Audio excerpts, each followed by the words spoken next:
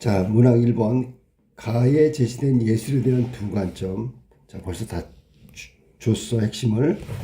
그 중에 하나의 관점을 선택해서 A에 관한 자신의 입장을 나부터 막까지를 바탕으로 서술하시오. 자, 일단 가제시문에 예술에 관한 두 가지 관점 한번 보기로 하자. 자, 예술을 이해하고 예술에 대한 여러 견해나 이론들이 그것에 대해서 논의하기 위해서 무엇보다도 우선 예술이나 예술 작품이 무엇인가 이거에 대한 공통된 인식이 전제돼야 된다. 그러니까 예술에 대한 여러 가지 견해나 이론들이 있잖아. 이걸 따져봐야 되거든. 위에서 말한 대로 뭐가 예술이고 어떤 게 예술이고 이런 걸 따지기 전에 그럼 예술은 과연 뭔가? 예술 자체에 대한 논의가 결정되고 나서 예술에 대한 견해로 이어져야 된다는 얘기야. 오늘날 예술작품이라고 여기는 인류 역사 초기부터 준했지만 그와 동시에 예술이나 예술작품에 대한 현재의 개념이 있었던 것은 아니다. 그러니까 옛날에 예술이 있었어. 그런데 지금처럼 예술 혹은 예술작품은 이런 거야 라는 게 없었단 말이야. 개념 규정은 없었어. 하지만 이제 우리가 해야 될 건 예술이 과연 뭘까? 그 예술의 개념은 이거야. 우리가 모르는 사람들 위해서 한다. 예술이라는 말은 근대 이전에는 존재하지 않았어. 18세기 중엽 이후에 예술 이론이 확립됐대. 그럼 18세기 전까지는 그냥 제사 지내는 거나 종교하는 거, 그것과 관련된 거, 창작 동기나 목적도 창작자의 자유로운 결정이 아니라 교회나 부유층의 주문을 받아 제작하는 것, 이게 일반적이었단 말이야. 자, 예술은 생각해봐.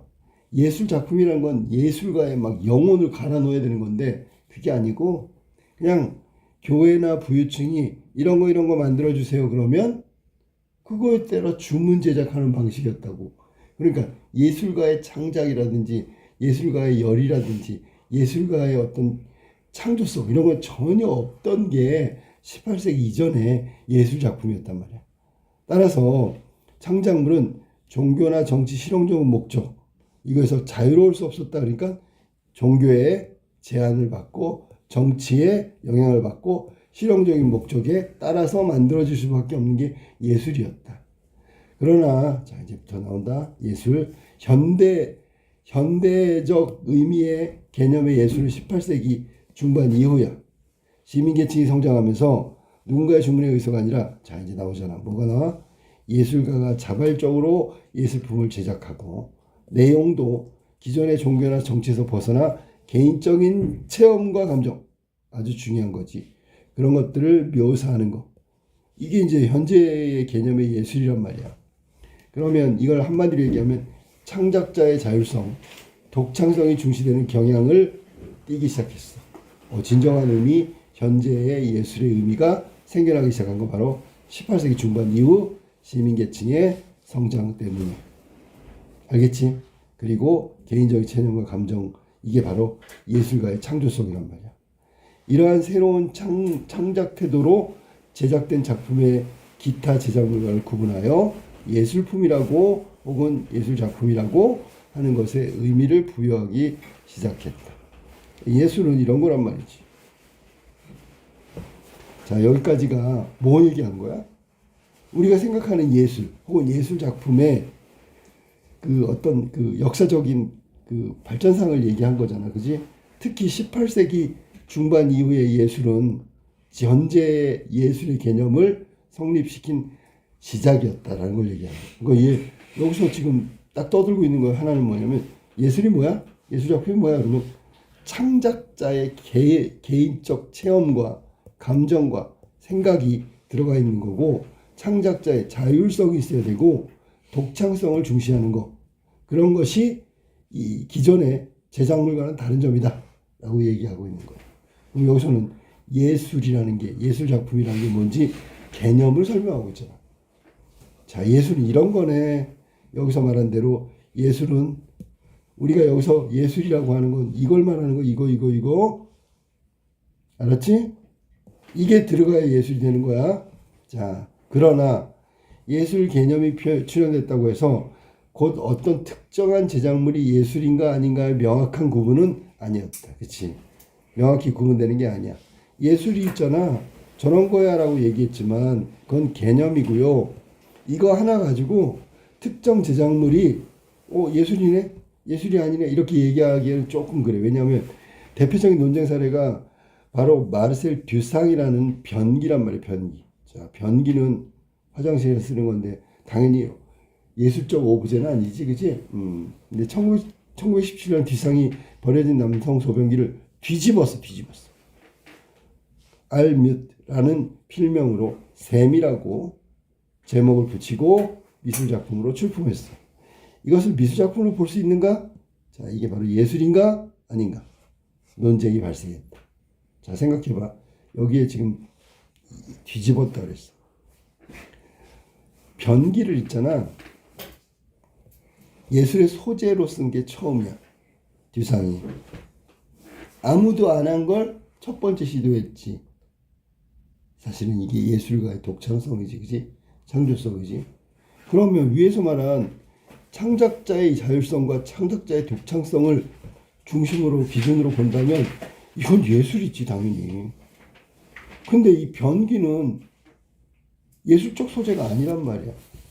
그러니까 여기서 논쟁이 발생한 거야. 이와 같이 무엇이 예술인가 아닌가를 결정하는 요인에 대해서 지금까지도 여러 견해로 분분하다. 그러니까 예술 개념은 있는데 또 그 예술가의 창작성, 자율성, 독자성 뭐 이런 것들이 기준이 돼서 예술가의 체험, 예술가의 어떤 정신 이런 것들이 구현되면 예술 작품이라고 분명히 예술 개념으로 18세기 이후에 규정이 됐는데 그럼에도 불구하고 이 뒷상의 변기 여기서 샘이라고 샘이라는 작품은 예술이냐 아니냐의 논쟁으로 확대됐고 지금도 계속 싸우고 있는 거예요. 그중 하나는 예술품은 예술가의 자 나왔다 이제 봐봐. 아까 했던 거 있지. 예술 작품이 뭐야? 그러면 예술가가 가지는 생각 감정을 미적 형식으로 표현하여 창조된 것. 이게 일반적인 예술이라는 게 뭔지에 대한 정의란 말이에요. 정의. 여기서 중요한 게 바로 예술가의 독창적인 창조 활동이야. 그 독창성은 단지 형식적인 것만이 아니라 형식적인 건 물론이고 창의적인 관념, 생각, 감정 이런 것들이 표현되면 저 예술 작품이라고 할 수 있죠. 그런 기준으로 본다면 듀상의 변기는 예술 작품이지, 그지? 듀상의 변기가 예술 작품이 될 수 있는 것은 나온다 이제 변기의 형태가 지닌 미적인 가치도 있겠지만 무엇보다도 변기를 통해 예술가 듀상에 표현하고 부여하고자 한 관념 혹은 생각의 창의성이다. 그러니까 듀상의 변기를 우리가 예술품이다라고 할 수 있는 건 이런 거야. 뭐 자체가 아름다운 곡선일 수도 있어. 하지만 거기에는 듀상이 표현하고자 한 관념, 생각, 창의성 이런 것들이 포함되어 있기 때문에 예술이라는 거야. 이 경우 예술 작품의 의의를 결정하는 것은 바로 예술가의 의도, 목적. 올바른 작품 감상은 자 봐봐. 예술가의 의도, 목적. 예술 작품의 의의를 결정하는 것은 예술가의 의도, 목적. 자 근데 올바른 작품 감상은 작가의 의도와 목적을 대한 파악이 중심이 되어야 한다. 자 요거는 누가 하는 거야? 이건 수용자란 말이야. 즉 우리란 말이야. 우리. 자 그래서 의도와 목적에 대한 파악. 이건 감상자의 몫이니까 이러한 작가의 의도를 무시한 의미 해석은 작품의 본질인 예술 가치가 아닐 뿐 아니라 예술과 비예술 사이의 혼란을 피하기 어렵다. 그럼 지금 나온 얘기는 자 예술 작품은 뭔데요? 그러면 예술품이라는 게 창의적인 그리고 독자적인 창의적이고 독자적인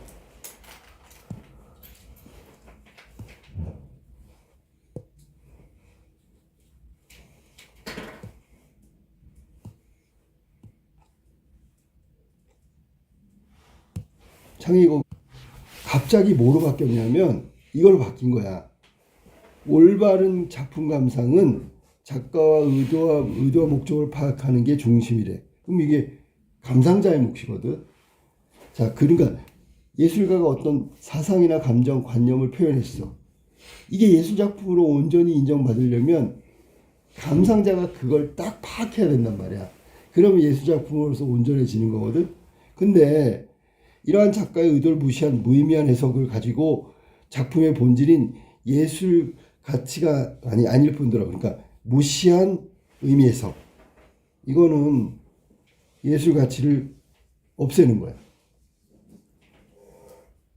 이런 예술가 중심과 관점과 달리 한 제작물이 예술작품인가 아닌가를 결정하는 감상자나 비평자 등 수용자라고 보는 견해도 있다. 그러니까 예술작품이 예술로 인정받으려면 감상자 혹은 비평가에게 이것이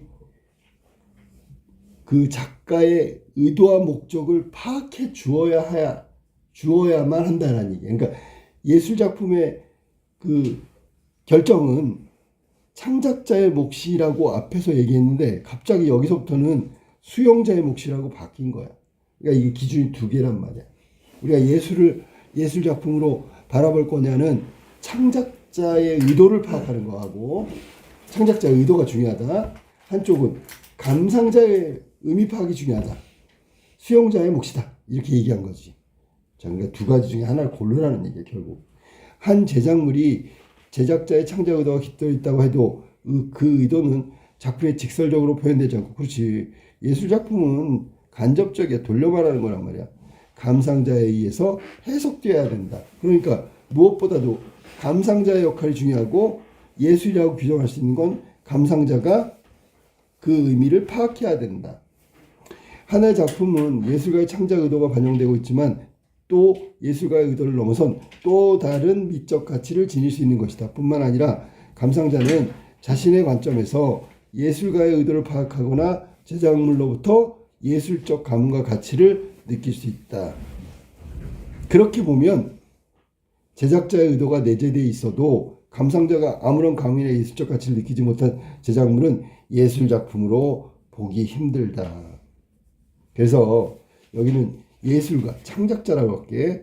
창작자의 몫이 있고 감상자의 몫이 있단 말이야.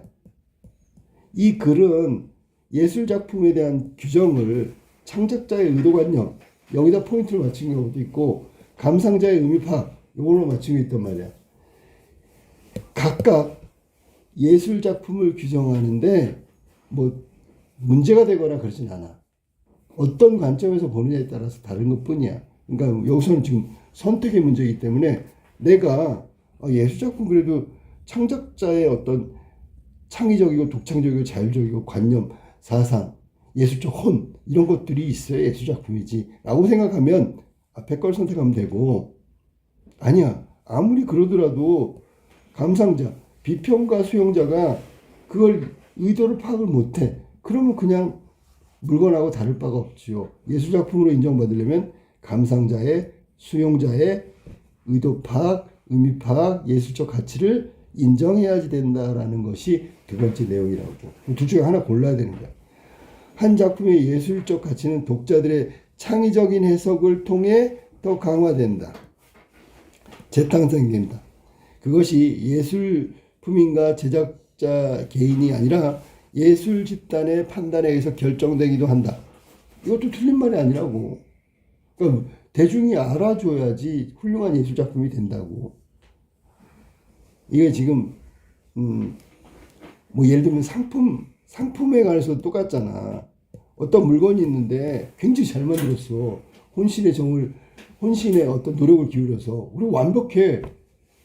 그래서 그 만든 사람은 이게 거의 예술적 경지다라고 얘기하는데, 만약에 아무도 그걸 예술품으로 인정 안 하면 그건 예술적 가치가 없는 거잖아.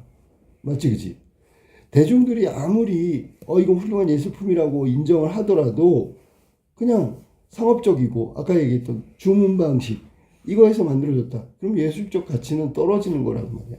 그러니까 이게 지금 둘 중 하나를 선택해야 되기 때문에 이런 우리가 선택의 딜레마에 놓여 있을 때 어떤 걸 과연 선택하냐, 여기서는 지금 판단하기가 좀 그렇지. 왜냐면 뒤에 제시문을 통해서 내가 생각하는 거하고 근접해 있는 근거들이 나온 쪽을 선택할 수밖에 없는 거지, 그지?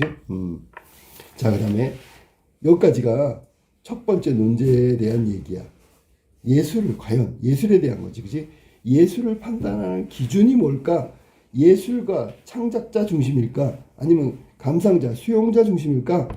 이거에서 결정을 내려달라는 게 가의 첫 번째 논제의 내용이고, 두 번째부터는 뭐냐면 또 다른 문제로 갔어. 이 기준이 됐다면 있잖아. 기준이 설정됐어. 그러면 이 기준에서 창작자, 예술가 중심이다. 예술 작품은 예술가 중심이다. 그러면 AI가 만든 예술 작품 있잖아. 이걸 예술품으로 볼 건가 말 건가에 대한 얘기가 나올 거지, 그지? 당연히 AI는 반대. AI는 창작자가 될 수가 없지요. 창작자 입장에서는. 이거는 아까도 얘기했잖아. 개인적인 체험, 생각, 관념, 경험, 예술론 이런 것들은 다분히 주관적인 거야. 근데 AI라는 것은 우리가 주관적이라기보다는 통계적이고 그 다음에 산술적이라고 가깝잖아. 그럼 반대가 돼야 되겠지, 그치? 자, 봐라. 그러면 봐. 예술의 본질 문제는 최근 인공지능 출현으로 사회의 중요한 화두가 되고 있다. 두 번째로 가볼게. 2022년 10월 비트폼 갤러리 SF와 데이원 벤처스가 인공상상이라는 이름하에 이미지 생성 AI 달리를 사용해가지고 만든 예술작품 전시회를 개최했대. 세간의 주목을 받았는데 이와 같은 인공지능 기술은 최근 미술뿐만 아니라 음악 영역, 자, 예술에 관련된 거야. 미술, 음악, 문학. 자, 적극적으로 활용되고 있을 뿐만 아니라 인간이 만든 창작물과도 경쟁하고 있어. 이 현실이야. 이에 따라 예술계는 물론 사회적으로, 자, 이제 나왔어. A 부분. 전반적으로 인공지능에 의거하여 생성한 저작물을 예술 작품이라고 볼 수 있는가? 의견이 분분하다. 자, 첫 번째 가 제시문 정리하면 이런 거야. 자, 가에 제시된 예술에 대한 두 가지 관점. 뭐라고 얘기해야 돼? 예술 작품, 예술에 대해서 판단 기준을 뭐라고 했지? 첫 번째, 예술가 중심이냐, 수용자 중심이냐? 예술가, 수용자.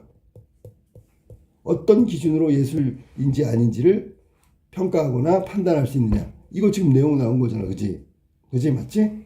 그리고 여기서 하나를 선택해가지고, 있잖아. 그 중에 하나의 관점을 선택해서 인공지능 저작물의 과연 예술품으로 인정할 수 있느냐 없느냐 이거에 대한 주장을 판단하시오. 가제시문에서 얻을 수 있는 건 그거란 말이야. 알겠지 무슨 말인지? 자, 각자 예술에 대한 기준을 창작자냐 예술가냐 혹은 수용자냐 빨리 결정을 해줘야 돼. 자, 그럼 나부터 한번 볼게. 나다라마 왜 4개일까? 여기 중간에 뭐라 했냐면 뒷상의 예술작품에 대해서 지금까지도 견해가 분분하다고 분명히 얘기했지, 그지? 그러니까 제시문을 4개 준 건 둘둘이야, 둘둘. 왜냐면 어떤 것이 한쪽이 우세하거나 어떤 게 맞다고 결론 난 게 아니잖아. 그러니까 분분하고 있으니까 여기서도 특정 관점을 지지하는 내용이 아니라는 거야. 그래서 짝수로 줬고요. 이 짝수는 둘둘이 가능성이 크다. 먼저 나부터 한번 볼까? 창작은 새로운 것을 처음으로 만드는 것 또는 그 물건을 포괄하지만 그 성격을 가장 잘 보여주는 게 예술 창작이다. 다 얘기한 거야. 창작은 새로운 것을 처음 만드는 거래. 시도, 자율성, 독창성. 이 글은 아마 나 제시문은 예술작품에 대한 기준을 창작자, 예술가의 창작 활동에 맞춰져 있다고 보는 게 맞는 거겠지, 그지? 그래서 포괄하지만 잠깐의 여지를 남겨뒀지만 결론적으로 자, 두 번째 문장. 예술 창작이 다른 창작과 비교할 때 특별한 점은 그것이 주로 미적 가치의 창출, 끄집어내는 거야. 인간의 정신적, 물질적 활동이라는 점이다. 정신적, 물질적 활동이다. 여기서 정신적이라는 건 창조성, 자율성, 독창성 그런 걸 의미하는 거고 물질적 활동이라는 건 창작자의 노동을 의미하는 거예요. 여기서는 미적 현상을 발견하면 예술이다 라고 찬사를 보내지만 이때 예술은 오직 비유적인 의미일 뿐이다. 역사나 일상에서 일어나는 몇몇 경이로운 사건을 예술이라고 칭할 때도 마찬가지다. 그러니까 여기 비유적 의미에 불과할 뿐이야. 예술적 창작을 위한 의도와 관계없이 우연이었거나 자연적으로 존재하는 아름다움이나 기발함은 예술작품이라고 보기 어렵겠죠. 예를 들어 어떤 폭포가 있는데 너무 멋있어. 정말 예술이야. 예술이야. 와 대박. 예술이야. 그 예술품이야? 아니죠. 이게 없잖아. 인간의 정신, 물질적 활동이 결여되어 있는 거잖아. 자연스럽게 그냥 저절로 된 거잖아. 하지만 거기에는 아름다움이 분명히 있단 말이야. 즉 예술의 가치인 미적 가치가 존재한다는 얘기지. 하지만 그걸 미술품이라고 얘기하지 않는 것과 똑같은 거야. 자 여기 어느 대상이 예술작품이 되는 것은 단지 결과물에 의해서 결정되는 것이 아니라 과정이 필요하죠. 그게 바로 예술창작이라는 특수한 노동과정, 그 산물, 그게 바로 창작자의 승인에 의해서 결정된다. 맨 마지막이 좀 의미심장한데 창작자의 승인이 뭐냐? 이거는 창작자가 있잖아. 내가 열심히 생각해서 열심히 노동해서 내가 만들어낸 훌륭한 작품이다라고 스스로 인정해야지만 그게 예술품이 되는 거야. 마지막 것도 필요하다는 거지. 인간의 예술작품이 창작 과정은 복잡한 과정을 거친다. 여기 중요한 말은 이거다. 노동 과정이 들어가야 되고 그 결과물이 바로 예술이다. 예술 창작은 그렇단 말이야. 과정이 필요한 거야. 창작 과정은 복잡한 과정을 거치는데 먼저 작가의 영감을 바탕으로 나왔잖아 아까. 뭐지? 작가의 체험을 통한 관념, 생각, 뭐 예술적인 혼 이런 거 그게 구상 단계고 이를 물질적 수단을 통해서 이건 재료고 표현하는 과정 그리고 여기서 끝나는 게 아니라 매 창작 과정에 대한 반복되는 평가와 수정 그리고 마지막에 완성된다. 요컨대 작품은 예술가가 자신의 구상을 바탕으로 작품에 대한 기준을 세우고 이게 주관적이라는 거야. 작품에 대한 기준. 그 기준에 부합할 때까지 매 순간 의식적이고 자각적인 노동, 이건 정신적 노동, 그리고 실제 물리적 노동이 필요하다. 어떤 생산물이 아무리 새로운 것이야. 이건 새로운 창작, 심지어 인간의 작품보다 더 뛰어나게 보이더라도 여기서 인간의 작품보다 더 뛰어나게 보이더라도 이 말은 AI 작품, 저작물을 겨냥한 거지. 미를 추구하는 인간의 정신, 창조노동이 수반되지 않는다면 자 결정적으로 나왔네. 이게 없으면 예술품 아니다. 아무리 뛰어나 보여도 예술품 아니다. 단지 그냥 멋진 제품이나 물건에 지나지 않는다. 그러면 제품이나 물건은 바로 AI 저작물을 말하겠지. 그지? 그러면 예술품이다? 아니다 라고 얘기해야 되는 거야. 하나의 작품은 작가가 그 안에서 자기 의도, 이거 다 창작자의 의도가 달려있다. 렘브란트의 말은 여전히 경청할 필요가 있다. 우리가 주의 깊게 들어야 돼. 예술작품 뭐야? 그랬더니 렘브란트가 이렇게 얘기했잖아. 예술작품은 작가가 그 안에 작품 안에 자기 의도가 도달할 때까지 계속해서 수정하고 여기 나같이 반복적으로 그래야지만 예술작품이 될 수 있다라고 얘기한 거야. 이미 다 나왔으니까 결국은 나 재심에서 하고 싶은 얘기는 뭐냐면 미적 어떤 가치, 예술품을 만들기 위한 과정 중에 정신적이고 물질적인 과정 반드시 포함돼야 되고 그것을 바로 예술적 노동이라고 한다면 그게 없는 것은 아무리 완벽하고 아름답고 가치가 있더라도 그건 물건이나 제품에 지나지 않는다고 AI 저작물에 대해서 분명히 반대 입장을 택했어. 알았지? AI 저작물은 예술품이 아니다. 예술가는 자신의 창작물이 예술작품인가를 판단할 권리를 지님과 동시에 아까 나왔지? 창작자의 승인이 필요하다고 동시에 전적인 책임도 지니고 있다. 이는 예술가가 예술작품이라고 주장하는 모든 창작물, 생산물이 항상 예술작품으로 받는다는 것을 의미하는 것은 아니다. 그래서 마지막에 예술작품의 결정적인 마지막 그 검증은 창작자의 승인이라고 얘기했어. 창작자가 있잖아. 예술가가 아무리 많은 작품을 만들어도 진정한 의미의 예술이 아니라고 생각하면 이건 예술품이 아닌 거지. 지금도 전 세계적으로 가장 사랑받는 화가 중에 한 명인 인상파가 모네가 1874년 인상 해돋이라는 작품을 발표했을 때 신문기자가 미술평론가인 루이 르루아는 인상은 확실하지만 유치한 벽지보다 못하다고 조롱했단 말이야. 당시 평단은 물론 대중에게도 외면을 받았어. 그 다음에 풀바디의 점심, 그린화가 마네는 역시 발표 후에 오랫동안 비평가들의 혹평과 관객들의 외면 속에서 이해받지 못하는 삶을 살게 됐어. 그러나 훗날 이들 작품이 훌륭한 작품으로 재평가받을 수 있었던 것은 그림에 대한 사회인식의 변화가 주요 원인이지만 이게 한몫했지만 그 작품이 예술작품으로 갖춰야 할 창작 활동의 정당한 결과물이었을 뿐만 아니라 화가들이 지속적으로 예술 활동을 통해 자신의 창작물을 예술작품임을 증명했기 때문에 가능했다. 마지막에 요것들도 요게 중요하다는 거지. 증명. 열심히 정신적 그다음에 육체적 노동을 통해서 만든 정당한 결과물, 그러니까 인정받은 거고, 두 번째는 화가가 스스로 자신의 창작물에 대해서 이거 예술작품으로 훌륭한 거다라는 걸 증명했기 때문에 그렇다고. 자, 마무리할게. 이러한 예술활동의 독특한 성격은 예술가가 예술작품을 판단하는 기준의 중요한 기준이다.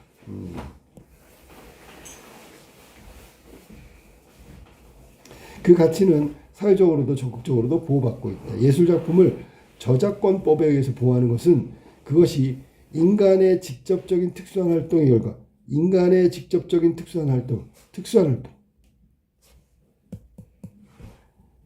다른 것으로 대체될 수 없는 고유의 가치를 지니기 때문이다. 그러니까 위에서 말한 그 정신적이고 물질적인 예술가의 창작 활동 그 과정은 고유의 가치로 인정받는다. 아무나 못해. 예술가밖에 안 되는 거야. 그러니까 AI 말고 다른 것도 어떤 완벽한 걸 만들어내도 그건 예술품이 아니다. 그렇게 얘기할 수 있는 거야.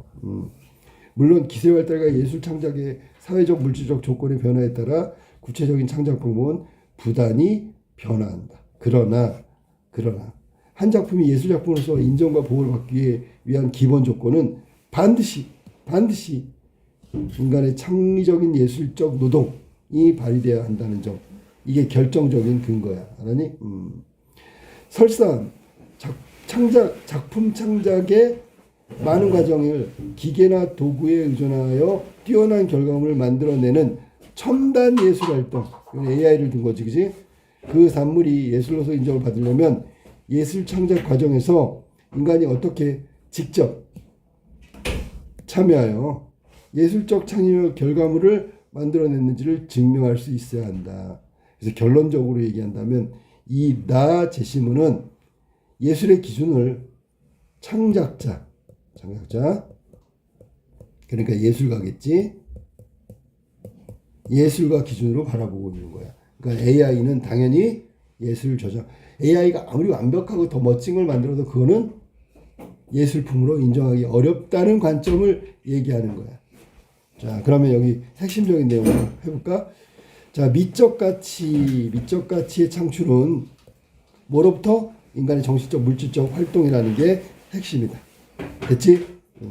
그리고 맨 마지막에 보니까 인간이 직접 그 창의적인 활동의 결과를 만들어내고 증명하는 것이 예술작품의 기준이다라고 얘기한 거야.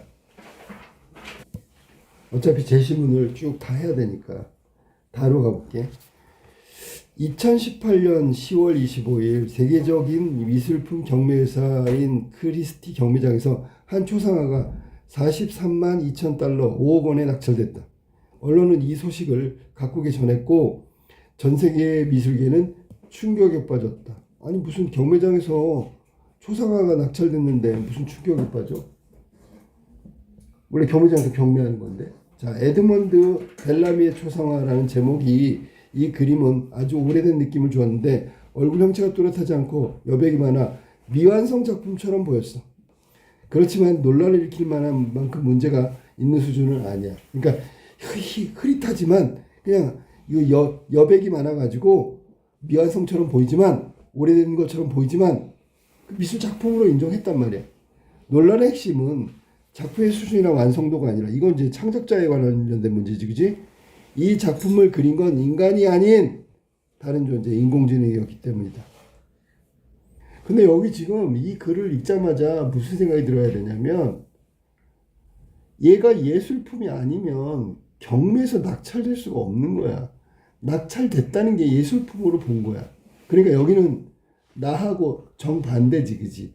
누가 그리건 간에 여기는 작품 수준의 완성도도 작품 수준이나 완성도가 안 좋아도 예술품으로서의 어떤 본질적 가치를 지니고 있으면 창작자가 누구냐는 아무 문제가 되지 않는다. 그런 결론이 나니까 나하고 반대라고. 알았지?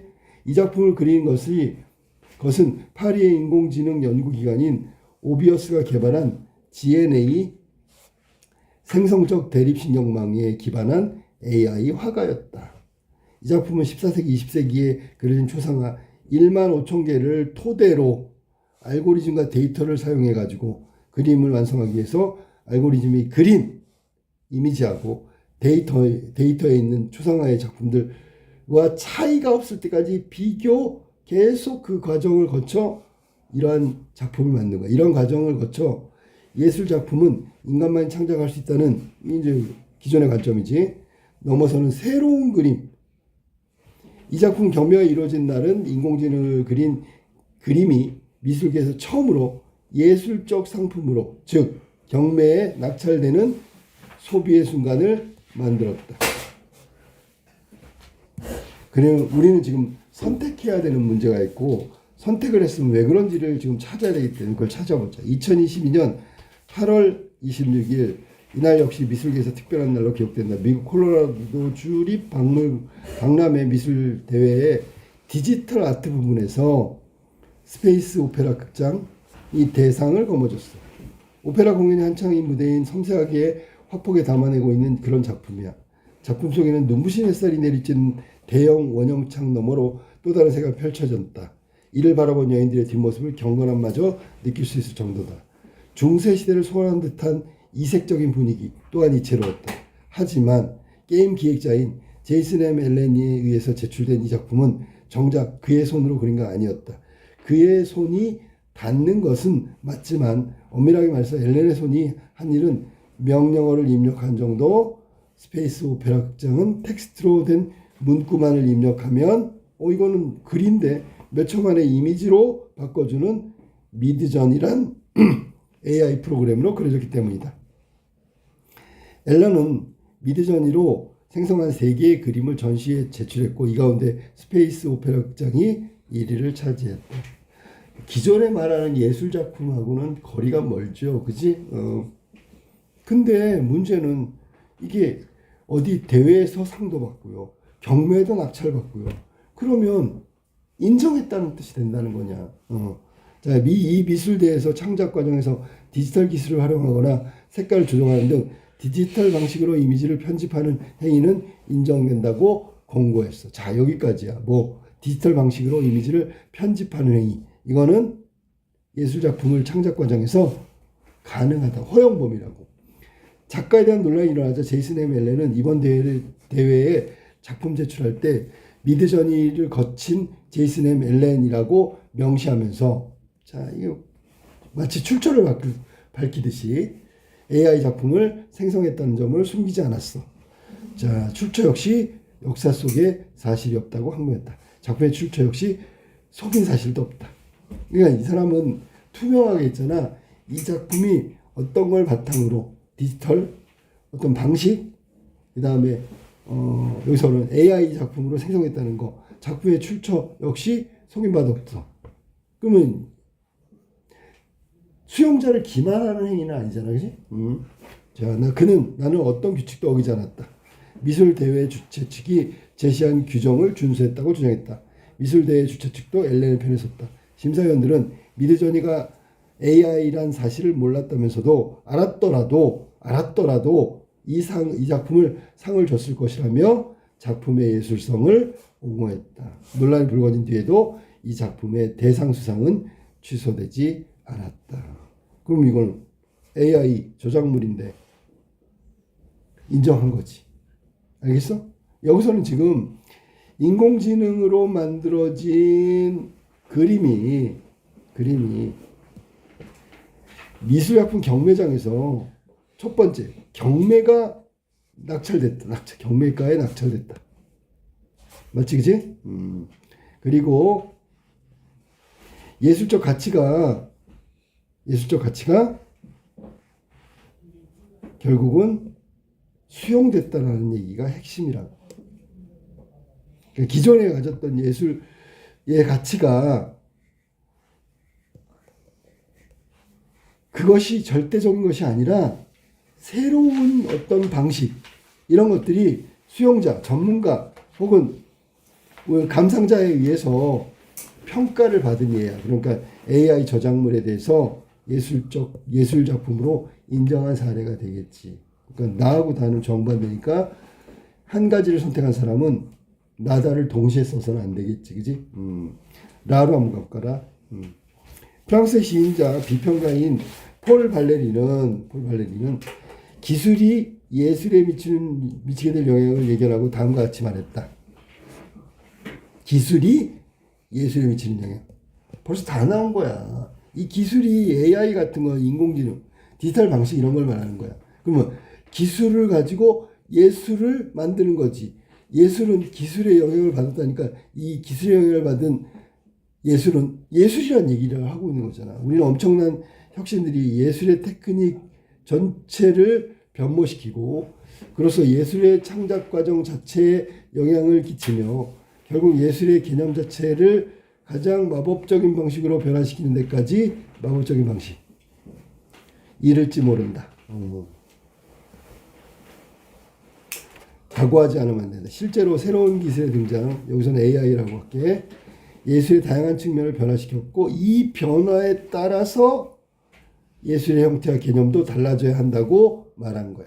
그러면 이 사람은 프랑스 시인 비평가 폴 발레리는 AI 같이 새로운 기술이 예술에 접목되는 건 당연한 거고 그걸 받아들일 각오가 되어 있어야 한다고 얘기한 거니까 AI 저작물 이것도 예술이라고 기술이 가미된 예술이라고 그러니까 예술이지 결론은. 그래서 다하고라는 지금 같은 맥락의 글이라고 생각하면 된다. 알았지? 기술의 발전에 따라 예술을 평가하는 기준도 작품을 통해서 얻는 미적 경험까지도 변화했다. 사진의 역사는 새로운 기술의 등장이 예술에 끼친 변화를 보여주는 적절한 사례다. 이때는 사진이었단 말이야. 그치? 근데 이게 발전해갖고 AI까지 왔어. 자, 발명 초기 사진은 예술과 거리가 먼 과학기술로 간주했는데 당시에 많은 예술가, 학자는 사진을 그저 기록을 위한 것이라고 보고 인정하기를 거부했단 말이야. 그러나 사진이 담아낸 뚜렷한 현실 이미지는 재현에서 벗어나 현대미술의 변화를 촉구했다. 사진이 탄생한 뒤 미술가들은 정밀하게 있는 그대로 그릴 필요가 없어. 그냥 찰칵하면 사진이 나오니까. 정밀한 그림의 가치는 사라져버렸고 그렇게 정밀하게 그리려면 사진 찍고 말지 뭐 이런 거야. 화가들은 사진과 다르게 그려야만 했다. 거친 터치, 빛의 재해석 이런 것들이 창작자의 어떤 거의 노력이 필요했다는 얘기야. 우리에게 익숙한 인상파는 빛이죠, 빛. 사진이라는 과학기술의 산물은 인상주의의 등장이라는 중요한 요인이 됐대. 그러니까 사진이 아주 디테일하게 사실적으로 나오니까 그런 사실적인 그림은 의미가 없어지니까 이번에는 빛에 따라서 달라지는 그 소재의 모습 이런 것들을 중요하게 포착하는 창작자의 노력과 창작자의 어떤 예술적 영감 이런 것들이 발휘되는 인상주의가 등장했다는 뜻이야. 기존의 예술 변화를 촉구하는 데에 나아가 사진은 예술로서 시민권을 주장하고 나섰다. 사진이 예술인가 아닌가에 대한 논쟁은 사진이 등장한 1839년 이래 지속되다가 1860년 프랑스 최고 재판소에 의해서 사진이 예술이라는 판결을 통해 일단락됐다. 그 대략적인 경위는 이러하다. 초상사진 전문가인 마에르와 피에르 송 두 사람은 1855년 파리 시내 사진관을 열고 동업에 들어갔다. 황제 나폴레옹 3세를 고객으로 맞이하고 나서부터 그들은 사진관은 많은 귀족과 예술계의 인사들로 붐볐다. 1856년 두 사람은 이탈리아 통일에 결정적인 역할을 했던 카보우르 백작의 초상을 제작했다. 1861년 두 사람은 경쟁 관계에 있던 세 사람의 초상 사진가들이 카보우르 백작의 초상을 가필한 사진을 무단 복제해갖고 판매했어. 자, 경쟁 관계에 있던 세 사람의 초상화가들이 초상 사진가들이야. 이거 지금 무단 복제했단 말이야.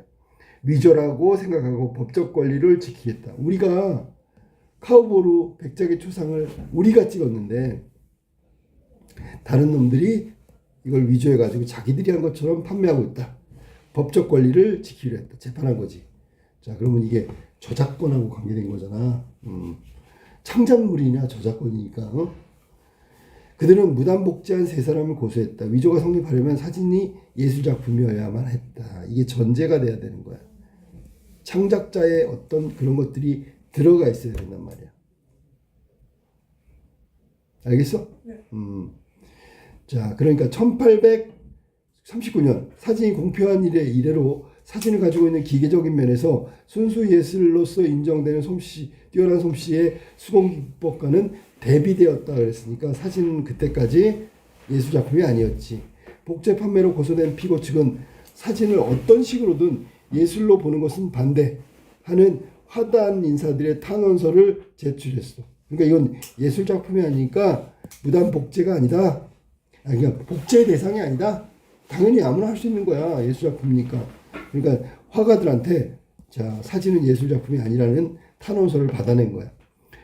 피고 측 변호인들이 사진의 자동적 기술적 성격을 지적했다. 사진은 계속해서 찍어낼 수 있잖아. 공방이 오간 뒤에 1860년 4월 프랑스 법정은 원고인 마에르와 피에르송의 손을 들어주었다. 이 말은 예술작품으로 사진을 인정했다 그런 뜻이야. 이에 마에르 피에르송은 책을 내면서 오늘 법의 눈으로도 예술가와 대중의 눈으로도 사진은 예술이다. 인정받았다는 얘기야. 이로써 사진은 예술작품이라는 합법적 지위를 얻었다. 그렇지만 사고방식이 바뀐 데는 훨씬 많은 시간이 필요했어. 그러니까 이 말은 사진을 예술작품으로 인정하는데 시간이 오래 걸렸다 그런 얘기야. 재판에서는 판결을 받았지만 19세기는 물론 20세기 초반까지 사진은 회화 균형에 벗어나지 못하고 있었다. 그러니까 사진은 회화라는 예술적 영역의 일부이거나 회화만큼 예술적인 가치를 인정받지 못했다 그런 얘기야. 그 뒤 여러 나라에서 속속 사진이 예술작품의 지위를 획득하는 판결이 이어졌고 대중들에게도 사진은 예술작품으로 승인되기에 이르렀다. 자, 여기 뒤에 사진 얘기가 나왔는데 사진의 역사, 예술작품으로 인정받는 어떤 통식 개념을 막 설명을 하고 있는 거야. 이것은 창작자의 문제가 아니라 수용자의 문제를 거론하고 있는 거야. 무슨 말인지 알겠어? 그러니까 인정을 받아야 된다는 것 자체가 그렇단 말이야. 그러니까 라제시문에는 사진의 역사, 사진을 예술로 인정받기의 과정을 얘기했는데 제일 먼저 뭐가 나왔냐면 사진이 예술이다라고 얘기한 부분에서 제일 먼저 뭐가 나왔냐면 이 사람 폴 발레리가 뭐라 했어? 얘가 예술적 개념 자체를 바꿔야 된다. 새로운 기술이 등장하면 그 형태와 의미도 개념도 모두 달라져야 한다는 걸 보면은 이거는 예술이 딱 본질적 가치, 앞에서 얘기했던 창작자의 관념, 생각, 미적 예술, 미적 가치, 미적 경험 이런 것들이 아니라 달라진다는 얘기야. 알았니? 그리고 대중들로부터 예술로 받아들이는 것은 많은 시간이 필요했다라 했으니까 이 제시문은 예술인가 아닌가의 여부가 누구한테 달려있냐면 수용자의 측에 달려있다고 얘기한 거. 수용자. 그러니까 우리가 사진이라는 걸 예술로 인정하면 예술이 된다는 얘기잖아. 무슨 말인지 알겠지, 그지? 자, 그 다음에 마지막 마문제. 오늘날 대중화된 반고의 이미지는 지나치게 신화화된 측면이 있다. 그러니까 반고라는 사람이 있잖아. 예술가 한 명일 뿐인데 마치 예술을 대표하거나 굉장한 예술가처럼 했다고. 왜냐하면 상업적 소비에 적절한 브랜드로 재구성되는 과정을 통해서 무엇보다도 심각한 왜곡, 고유의 예술 성취가 그가 소유했던 것들이 아니라 소유하지 못했던 것들의 결과라는 사실을 도외시하는 데서 비롯됐다. 그러면 그가 소유했던 거, 소유하지 못했던 것들, 예술적 성취라는 게 아까도 얘기했지만 예술작품은 창작자의 승인 뭐 이런 거 필요하잖아, 그제? 그가 소유했던 것들이 아니라 소유하지 못했던 것들의 결과라는 사실을 우리가 제대로 보지 못해서 이런 신화된 측면, 그 다음에 심각한 왜곡을 불러일으킨 거다. 자, 그럼 볼까? 소유했던 것, 소유하지 못했던 것. 고의 예술은 당대 사교계와 교류의 산물이 아니라 오히려 그런 세계와의 불화로 생긴 거야. 고통의 결과다. 반고우는 현실적으로 철저하게 무능한 사람이었다. 종교적으로 독실했던 그는 목사가 되어 가난하고 병든 이웃의 친구로 남고 싶었지만 그게 허락되지 않았어. 화가가 된 뒤에도 생전에 그의 재능을 인정해주는 사람은 동생 태호밖에 없고 고작 몇 명밖에 없었어. 그림이 팔리지 않아 끼니를 때우기 어려운 날들이 많았고 재능은 전적으로 무시당했단 말이야. 근데 지금 벌써 신화와 신격화. 그럴수록 불안과 히스테리 증세가 악화됐어. 생의 마지막 순간조차 자신의 병을 몹시 경멸하는 정신과 의사에게 맡겼다. 정신과 의사에 달려있다는 얘기야. 그러나 사실 반고의 무능은 가난한 사람들의 친구가 되고자 했던 그의 종교적 실천, 목사, 예술적 활동의 결과일 뿐이다. 1885년 그린 감자 먹는 사람들은 젊은 고가 탄광촌에 머물며 봉사하던 시절에 그린 그림인데 여기서 가난한 광부의 식탁을 보여주는 노동의 존엄함, 거칠게 그린 피부와 깊이 주름진 얼굴을 보여주는 삶의 순수함. 이게 본질이란 말이야, 사실은. 고은은 램프 아래 감자를 향해 내민 광부의 손을 통해 바로 그 거친 손이 땅을 팠고 그런 정직한 노동으로 가족을 먹거리를 얻었음을 보여준 거란 말이야. 그게 바로 노동의 존엄함이고 거친 노동의 결과란 말이지. 그것이 바로 삶의 숭고함이고.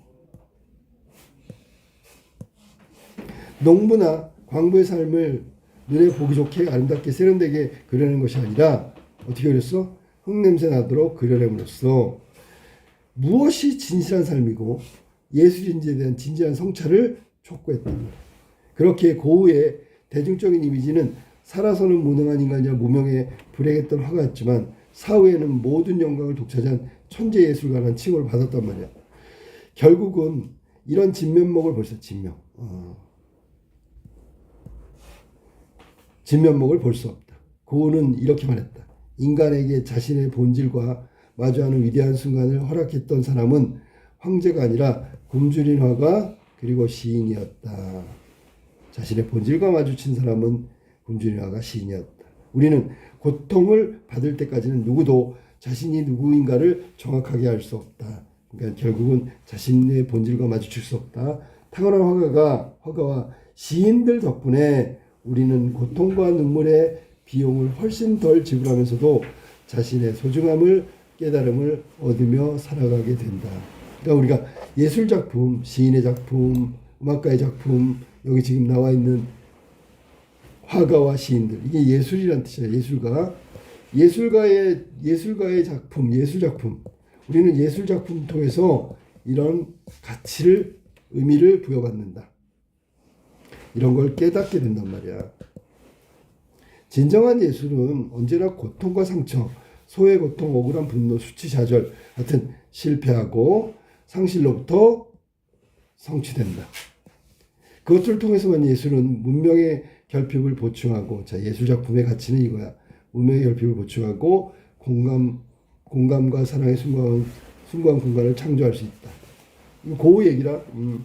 우리는 그런 예술작품을 보고 감동과 공감의 전율을 느끼게 되며 이와 같은 심미적 체험은 자신을 돌아볼 뿐만 아니라 타자에 대한 유대감도 함께 만들어낸다. 이처럼 예술은 자신과 동료 인간에 대한 내적 외적 책임감을 고양시키고 미적 체험을 통해서 인간이 보다 인간답게 만들어주는 거다. 만약 예술가 자신의 고통에서 타인의 고통으로 나아가는 이와 같은 숭고한 미학적 경로는 예술가가 자신의 고통에서 타인의 고통으로 나아가는 과정. 이게 바로 숭고한 미학적 경로. 더 이상 탐색하지 않게 된다면 그런 예술은 자기만족이고 개인적인 것에 머물게 되거나 아니면 글로벌 산업사회의 아름다운 상품으로 전락하기 쉽다. 그래서 결국은 위에 글로벌 상품, 물건이라고 그래요. 물건. AI 같은 물건. 위에서 말해서 즉 나제심을 해서 물건에 지나지 않는다라고 얘기하면서 AI 저작물에 대해서 반대 입장을 얘기한 거고, 여기는 봐봐. 창작자가 진정한 예술이 뭐야 그랬더니 진정한 예술은 과정이래. 이렇게 숭고한 미학적 경로를 거쳐야 된대. 그러니까 이 예술 작품 안에는 예술가가 갖고 있는 고통, 고난, 슬픔, 실패, 상실 이런 것들이 다 녹아 있어야지만 공감대를 형성할 수 있는 예술 작품으로 완성된다는 거야. 그러니까 이게 없는 작품, AI 같은 경우에는 데이터를 기반으로 해서 통계잖아, 통계 일종의. 거기에는 이런 인간적 감정, 고통과 상처, 소외, 고독, 억울한 분노, 수치와 좌절, 실패, 상실 이런 같은 진정한 예술이 갖고 있는 이런 인간적이고 예술가적 체험 경험 이런 건 전혀 없는 AI는 예술 작품으로 인정할 수 없다가 마제심입니다. 자, 마제심은 다시 한번 확인해 볼게요. 많은 예술가에게 중요한 것은 예술적 체험, 경험이 바탕이 돼야 된다는 본질적인 예술관에 동참하고 있고요. 아까 선생님이 비추셨던 이런 인간적인 부분이 바로 이런 부분이야. 이것이 없는 예술 작품은 의미 없다. 그러니까 AI는 이런 게 없기 때문에 절대로 예술 작품으로 받아들이기 어렵다. 동시에 이게 없는 작품은 그냥 자기 만족에 불과하거나 상품에 불과한 거다. 물건에 불과한 거다. 그러니까 이거 누가 상품이나 물건을 갖다가 예술 작품이라고 그래? 아니지요. 이건 대량 생산해 놓은 그냥 물건에 불과한 거다. 이런 것들이 들어가 줘야지만 진정한 의미의 예술이고, 여기에 자주 눈에 띄는 게 뭐냐면 이런 거야. 심미적 체험. 그러니까 우리가 감동하고 느낀다는 얘기야. 심미적 체험, 미학적 체험 이런 부분들이 예술가에서 수용자로 전달되는 거야. 그래야지만 거기에는 감동이 오는 거지, 공감이 오는 거지. 그게 훌륭한 예술 작품이다라고 얘기한 거야. 자, 그래서 나다라 말을 우리가 지금 알아봤는데 사실은 지금 읽으면서도 얘기했지만, 자 이제 논술문을 쓸 때는 논제를 다시 보면서 그거에 맞춰서 그냥 순서대로 써도 훌륭한 글이 돼요. 알았지? 그러니까 이걸 굳이 바꿀 필요는 없는데 더 좋은 게 있다고 생각하면 글의 구성을 좀 바꿀 수도 있어. 하지만 그냥 논제대로 쓰는 것이 그냥 합당할 수도 있어. 알았어? 자, 그럼 논제가 예술의 두 가지 관점이라는데, 가에서 말한 예술의 두 관점은 예술가적 관점이냐 아니면 수용자적 관점이냐, 이 두 가지 관점 중에 하나를 선택해야 된단 말이야. 그리고 난 다음에 또 한 가지 질문, AI와 관련된 AI 저작물을 예술품으로 인정할 거냐 예술로 인정할 거냐, 그거에 대한 근거를 찾으면 된다. 자, 그러면 여기서 제시문을 좀 나누어서 설명해 볼게. 뭐냐면 나하고 마가 나왔지, 그지? 이게 반대 입장에 해당되는 거야. 반대 입장. AI 저작물 안 되지요. 그거는 그냥 물건이며 상품일 뿐이야. 거기에 아까 얘기했던 예술가의 체험, 생각, 관념, 뭐 분노, 수치, 고통, 상실, 실패 이런 거 어떤 감정이 녹아있지 않기 때문에 그건 예술 작품으로 AI 저작물을 예술 작품으로 인정할 수 없다라는 주장이 거기에 나와 있는 거야. 그 다음에 나온 게 다고라지요. 다고라. 얘는 기준이 똑같기 때문에 둘을 묶을 수 있어. 반대로 이건 찬성 입장이겠지. AI 저작물, 이것도 예술 작품이지. 이유는 뭐야? 그랬더니 기준이 있잖아. 지금 바뀌었어. 예를 들면 과거에는 예술가 중심이었다면 지금은 수용자 중심으로 예술적 판단 기준이 바뀌었다는 거야. 알겠지? 그래서 예술을 판단하는 것이 예술가의 실제 경험을 바탕으로 해야 되는데 지금의 예술관념은 작가의 어떤 독창성, 창조성, 노동의 의미 이런 거 말고요.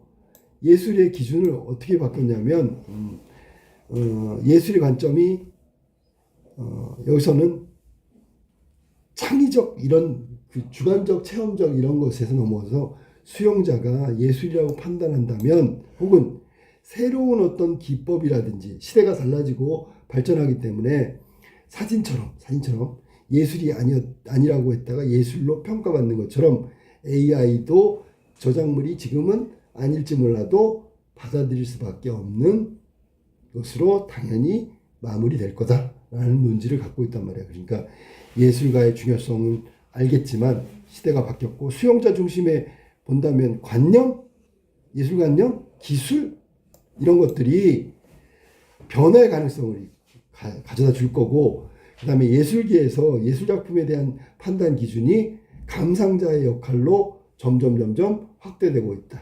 그러니까 예술로 받아들여야 한다. 찬성 입장에 해당된다는 거야. 알겠지? 그래서 제시문을 둘로 나눌 수 있다. 가에서는 예술을 판단하는 기준 두 가지 관점을 얘기하는 거고 그 다음에 거기서 AI를 어떻게 볼 거냐는 두 가지 관점 중에 어떤 게 예술이냐를 결정됐으면 그거에 맞춰서 찬성한다는 건 수용자 입장을 얘기하는 거니까 다라 제시문의 근거에서 AI 저작물을 예술품으로 예술 가치를 인정한다는 걸 다라의 제시문에 나와 있는 근거를 활용해서 글을 쓰면 되고 남아에 관련돼서는 아니다. AI 저작물은 예술품이 될 수가 없어. 창작자, 예술가의 어떤 특별한 과정, 노력, 그다음에 예술가만이 갖고 있는 독창성, 절대성 이런 것들을 강조하게 되면 AI 저작물은 예술 작품으로 평가받을 수 없다. 이렇게 얘기하면 되는 거야. 아니? 여기서 천자로 썼잖아. 이때 있잖아. 천자를 쓰라고 했더니 나 한 번에 천자 쓰려면 원고지 5자가 너무 많지, 그치? 많잖아. 안 써본 사람들한테는 좀 부담이 될 수 있는 분량이라고. 그거를 한 번에 쓰려고 하니까 그게 문제가 되는 거야. 왜냐하면 봐봐라. 자, 먼저 가에서 그 다음에 나마에서 혹은 다라에서 생각해봐. 자, 가에 대한 설명이 필요한데 이게 예술에 대한 관점 두 가지야. 이런 게 있다고. 두 가지.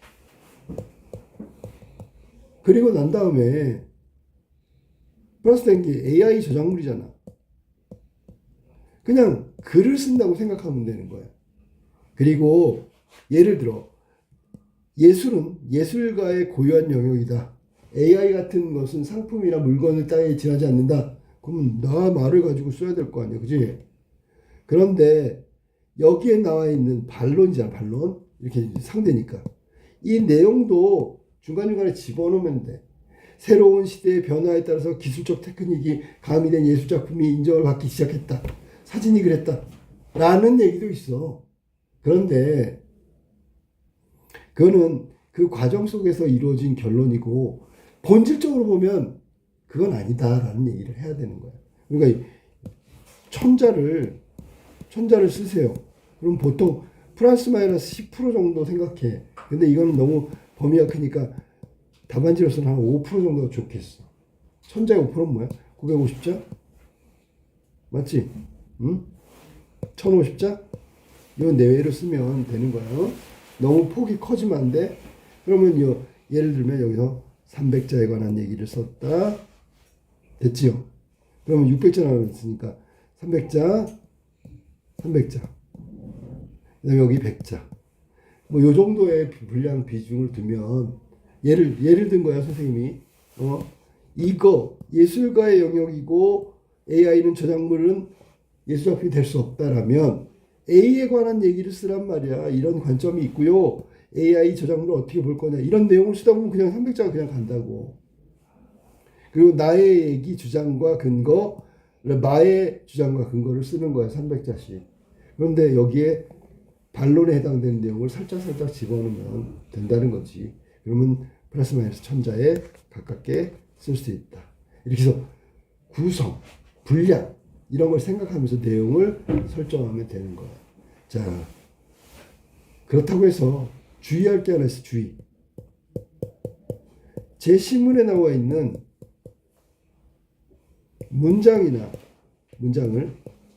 그대로 사용하면 안 돼. 절대로. 알았어? 어떤 특정한 부분을 갖다 그냥 옮겨가지고 다같이 써버리면 그건 자기 생각이 아니기 때문에 안 된단 말이야. 만약에 쓰고 싶으면 그 내용의 의미와 똑같은 걸 내 식대로 표현하란 말이야. 얼마든지 할 수 있어. 단어 한두 개 정도 가지고 표현할 수 있다고. 알겠지? 꼭 써야 되는 경우에는 제시문에 이러한 것이 있는데 라고 꼭 마치 인용하는 의미를 담겨서 쓰면 되는 거야. 알겠지? 그래가지고 이걸 써가지고 오면 첨삭하고 다시 한번 정돈된 답안지를 한번 만들어 보기로 해. 알았지? 이게 인하대 이게 24년도 모의 논술 1번 문제였다. 알았지?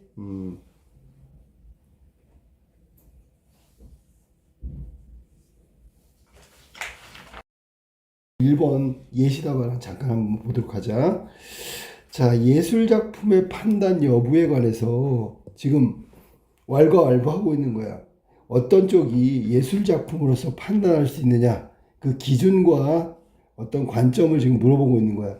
물론 예술작품이 AI 인공지능이 만들어도 예술작품, 혹은 AI는 안 되는 것도 예술작품으로서 인정할 수 없는 것도 정답이 될 수가 있어. 그러니까 이거는 판단 여부에 따라서 달라지는 거니까 예술작품이 대상이고 어떻게 보느냐에 따라서 예술작품이 될 수도 있고 예술작품이 되지 않을 수도 있어.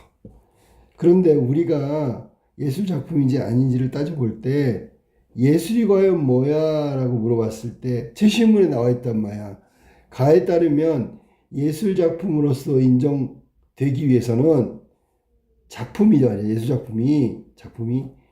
여기 나와 있는 중요한 말이지. 예술가의 독창적인 창조활동의 산물. 이건 내가 정한 게 아니고요. 제시문 가에 나와 있는 거야. 그러면 가에서 예술가의 독창적인 창조활동의 산물을 예술작품으로 보고 있으니까 만약에 인공지능에도 독창성은 있을지 몰라도 창조활동이, 왜냐하면 AI는 이제 학습하는 거니까 이런 부분을 따진다면 정말 독창적일까? 라는 의문이 약간 들긴 해.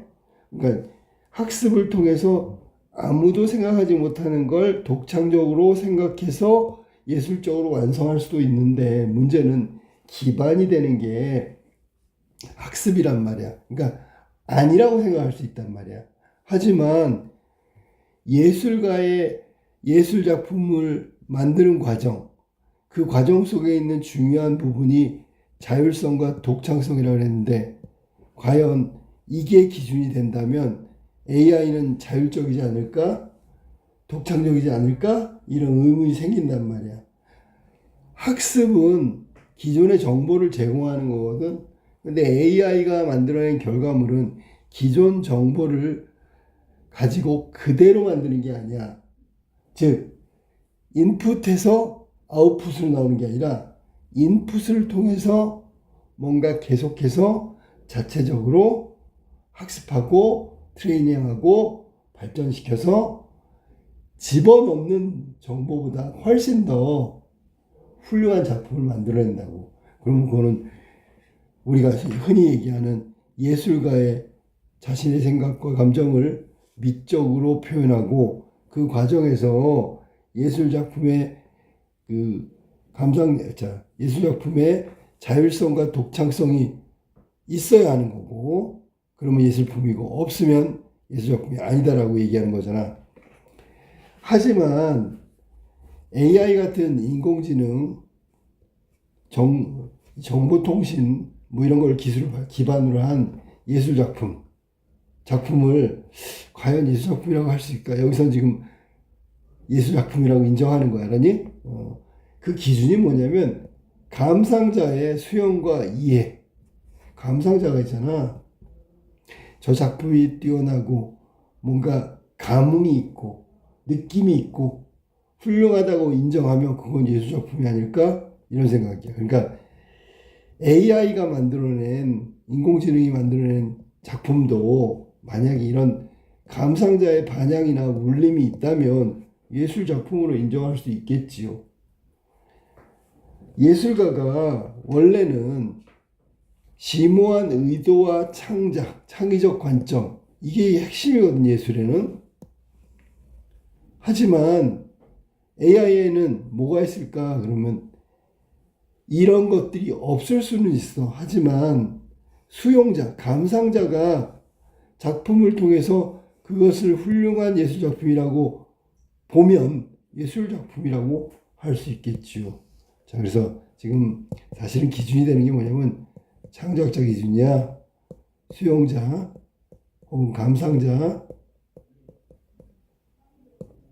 어느 쪽에 기준을 둬야 되는 거냐라는 거지. 자, 예술 작품의 창작자 기준으로 본다면 AI는 창작자가 하는 고뇌와 노력 이런 것들이 심오한 철학이 없다, 그런 전제로 예술 작품이 아니라고 평가할 거야.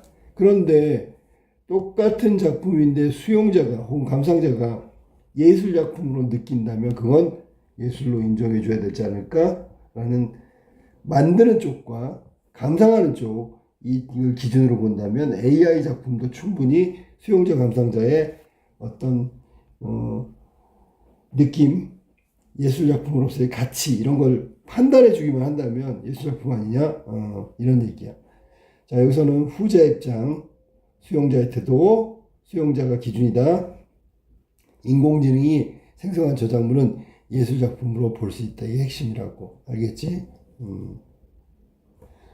자, 그러면 첫 번째 이유가 뭐냐면 인공지능이 그린 그림 에드먼드 벨라미 초상화가 그 경매장에서 예술 작품으로 팔렸대. 이 말은 사간 사람이 이 벨라미의 초상화를 누가 그렸느냐가 중요한 게 아니라 이 작품에 대한 가치, 여기서는 미학적 가치겠지. 미학적 가치를 인정했으니까 돈 주고 사갔을 거 아니야. 그 다음에 두 번째, 미드저니 프로그램에 의해 창작된 두 번째가 스페이스 오페라 극장. 이거 미술 대회인데 미술 대회에서 이거를 판단하는 거야. 누가? 심사관이. 근데 수상작으로, 우승작품으로 됐단 말이야. 이 얘기는 우승할 만큼 미학적이고 예술적으로 훌륭한 예술작품으로 인정을 받았으니까 뽑힌 거잖아. 그지? 인공지능이 만든 작품이 예술적 가치가 대중, 전문가들에게 받아들여진 것이다 라는, 대중과 전문가. 자, 보통 우리가 대중은 좀 약간 예술적 안목이 떨어지고요. 전문가는 높다고 봐야 되겠지. 일반적으로. 반드시 그런 건 아니지만. 그렇다면 낮은 어떤 수준의 대중도 인정을 했고요. 전문가들, 작품을 바라보는 관점, 작품에 대한 절대적 평가, 판단, 이게 까다로운 전문가들조차 인정을 했단 말이야. 그러니까 수상작이 됐죠. 그렇다면 그 인공지능이 그린 작품은 예술적 가치를 인정받은 거라고 봐야 되겠지. 자, 그 다음 둘째는 초창기 예술로 간주되지 않았던 사진. 맞지, 그지? 이 사진은 원래 이건 기술이야, 기술. 기술적으로 찍는 거니까, 그지?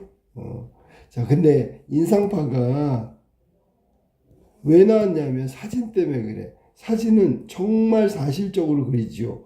1시에 찍은 사진과 3시에 찍은 사진은 같은 장면인데 다르게 나오지요. 그건 물론 여기 인상파니까 비치겠지만 그거를 세밀하게 표현하는 게 사진이란 말이야. 아, 다르다는 걸 알게 됐어. 인상파 화가들은 그래서 같은 대상이지만 장소와 시선과 그 다음에 뭐 조도라고 하지, 명도, 조도 이런 빛에 의해서 달리 보인다. 그걸 정확하게 포착해서 그려야 된다거든. 정확하게 포착하는 건 이 친구를 따를 수가 없겠죠. 그리고 초창기에는 사진은 예술이 아니었지만 나중에 예술로 인정했어. 어디서? 프랑스 최고재판소, 또 각국의 법정에서. 그러면 사진사를 예술가로 인정하게 된 거예요. 여기 지금 보면 예로 나온 게 뭐냐면 그 위에서 나온 두 가지 초상화하고 그 다음에 이런 프로그램에 의해서 개발된 스페이스 오페라 극장. 이 두 가지 예를 얘기했잖아, 그지? 하나는 경매에서 팔렸고 하나는 우수상으로 선정이 됐잖아. 그러니까 인공지능이 만들었다고 해서 가치가 없는 게 아니라는 걸 인정받은 거잖아, 그지? 맞지? 그리고 두 번째가 바로 이제 사진인데, 사진은 예술로 인정받지 않다가 나중에 인상파가 형성되는데 결정적 영향을 미쳤기 때문에, 그러면 얘가 인상파라는 건 미술, 회화잖아.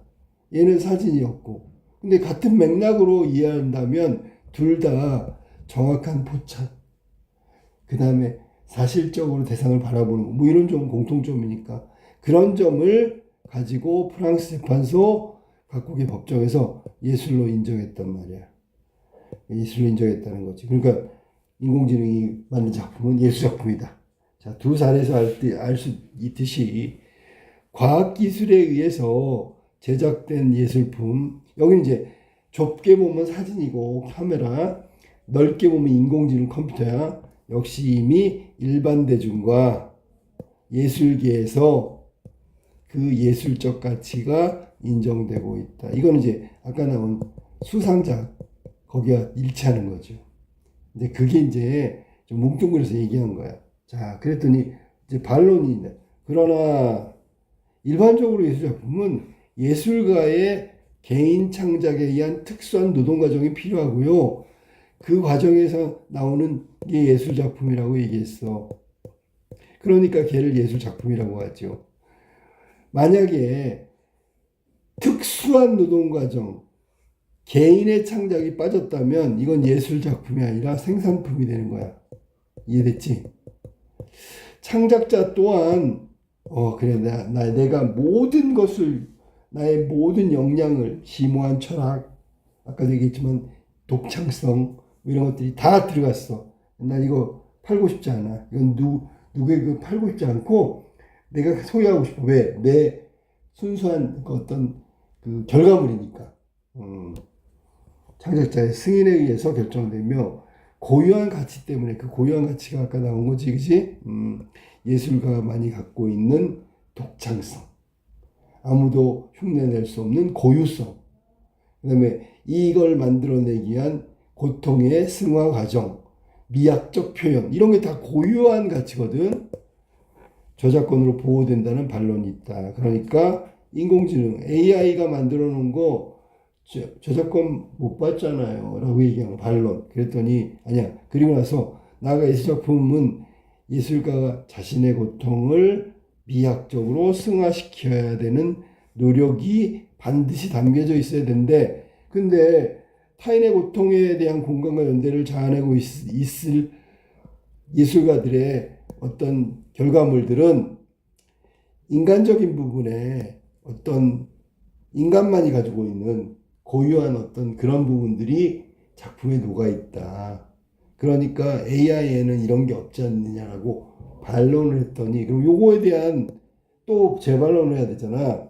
자, 인공지능이 왜 창작 과정에서 저 인간의 예술가들의 그 정신노동, 이 정신노동 있잖아. 그렇게 힘들게 창작한 거. 왜 AI 인공지능을 쉽게 만들었다고 생각하느냐? 인간의 끊임없는 정보 제공, 학습, 또 시행착오, 또 학습. 이 과정이 예술가가 예술작품을 만드는 창작의 고통 과정과 다를 바가 없다. 그렇다면 얘도 고뇌하고 힘든 과정, 심오한 과정이 있어야 된다는 거잖아. 전제되어야지만 결과물이 나온다고. 똑같이 고생했어. 예술가도 고생해서 만들어냈고 AI도 인공지능도 역시 과정이 복잡하고 고생스러워. 그래서 만들어냈단 말이야. 그러면 창작의 고통은 거의 유사한 거 아니냐. 그리고 내가 인공지능이 작품을 만들어냈는데 사람들이 맞아.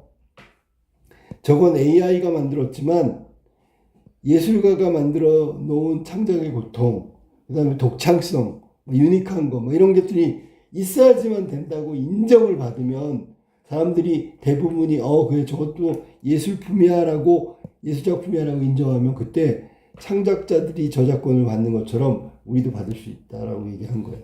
또한 인공지능이 사용한 데이터의 원천은 사실 누가 준 거야? 인간이 정보를 준 거잖아, 그지? 그리고 정보를 학습한 거잖아. 그 다음에 이게 시행착오를 겪고 또 이걸 시행착오를 해소하고 다시 또 정보를 받아들이고 이런 학습의 과정을 계속 딥러닝을 한단 말이야. 이게 똑같은 거야, 라니? 같은 맥락으로 이해해야 될 거야. AI 인공지능이 만드는 작품이 그렇게 쉽게 나오는 게 아니다. 과정도 복잡하고 끊임없이 학습하고 수정하고 또 지식을 쌓고 이래갖고 그렇게 해서 만들어낸 아주 그 창작자의 심오한 고통과 다를 바가 없는 고통이라는 것을 같은 거라는 걸 이해해야 된다. 그렇다면 인공지능이 만들어낸 것도 쉬운 게 아니다라는 걸 인정해라.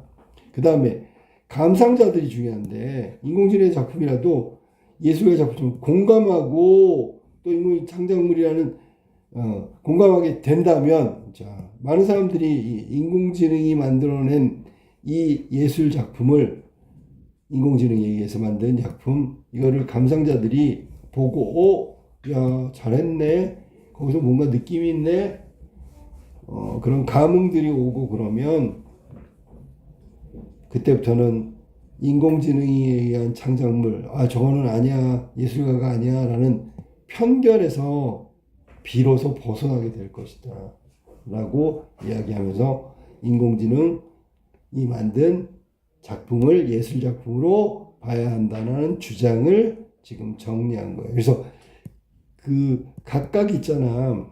예를 들면 예술작품에 대한 논의를 할 때 어떻게 논의해야 되냐면 봐봐. 여기 제시문 가를 가지고 예술작품의 정의를 활용했어. 그리고 두 가지를 다 얘기했죠. 예술가냐 혹은 창작자냐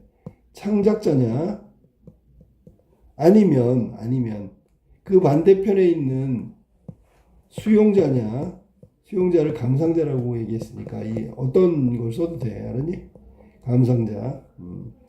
자 이렇게 어느 쪽에 기준을 두느냐에 따라서 예술작품의 정의는 달라질 수 있다.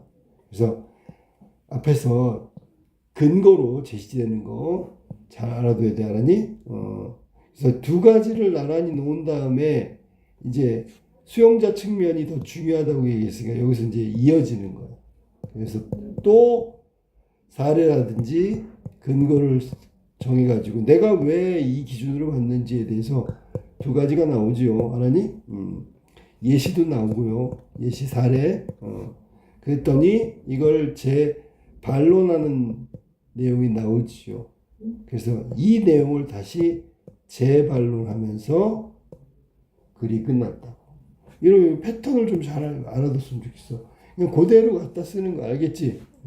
자 이게 24년 이라대 모의 1번의 그냥 대략적인 답이었어. 알았지?